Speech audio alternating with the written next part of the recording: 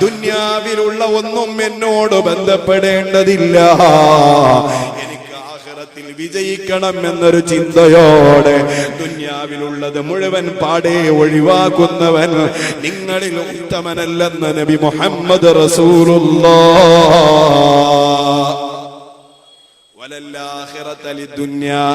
നേരെ ഉൾട്ടും അങ്ങനെ തന്നെയല്ല. അഥവാ ദുന്യാവിൽ എങ്ങനെ ജീവിച്ചാലും ദുന്യാവിലെ സന്തോഷത്തോടുകൂടെ ജീവിക്കണം. അവിടെ ആഖിറം നഷ്ടപ്പെടുമോ എന്ന ചിന്തയവനില്ല. നാളെ ഖബറിൽ ശിക്ഷിക്കപ്പെടുമോ എന്ന ബോധവും അവനില്ല. നാളെ ഹബീബിന്റെ മുമ്പിലേക്ക് ചെല്ലണമെന്ന ചിന്തയും അവനില്ല. അല്ലാഹുവിന്റെ മഹ്ശറയിൽ ചെന്നാൽ അല്ലാഹു തആല ചോദിക്കുന്ന ചോദ്യത്തിന് ഉത്തരം പറയാൻ കഴിയുമോ ഇല്ലയോ എന്ന ചിന്തയും അവനില്ല. ദുനിയാവിൽ അടിച്ചുപൊളിച്ച് ജീവിക്കണോ, ആഖിറത്തെ കുറിച്ച് ചിന്തയില്ലാതെ ജീവിക്കുന്നവനോ നിങ്ങളിൽ ഉത്തമനല്ല മുഹമ്മദ് മുസ്തഫ.